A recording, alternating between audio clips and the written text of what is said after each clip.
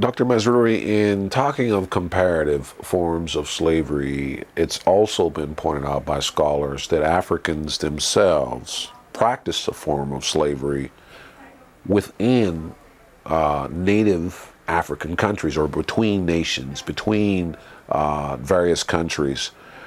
How does the African form of slavery differ from the slavery that was practiced by Arabs and by Europeans? Or is there any difference?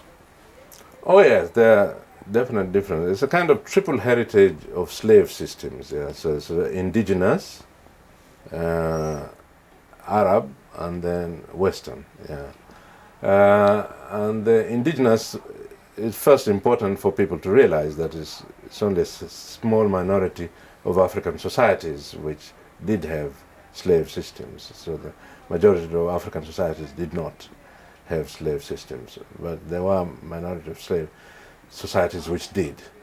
The slave systems, one major difference is they were not commercialized, so people were not bought and sold. So this was not chattel slavery. You did not capture them in order to sell them to others. So they were domesticated slaves, usually captives in war, that were kept among the victors. And then there was a high level of this genealogical and cultural assimilation. They then, over time, became part of the group which had conquered them in the first place. They just got absorbed.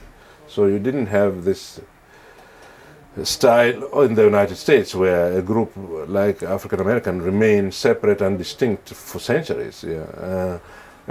Where the enslaved among the Baganda, for example, gradually became Baganda. They became Baganda. They became indistinguishable from the people who had conquered them in the first place.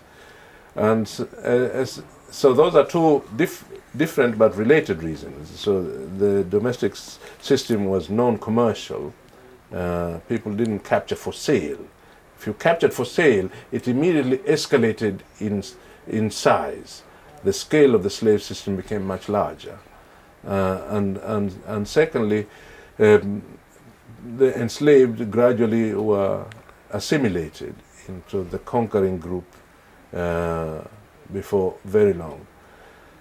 And people were hardly ever captured just to be enslaved. They were captives of war. Wars were usually conducted for other reasons. And then the captives of war became among the enslaved in those societies. So it was more of an indentured servitude kind of slavery. Yes, but you wouldn't say we need more slaves, let's go and raid a country. But you would say we need more pasture. And those people have started encroaching on our land. I think before sunset, day after tomorrow, let's raid.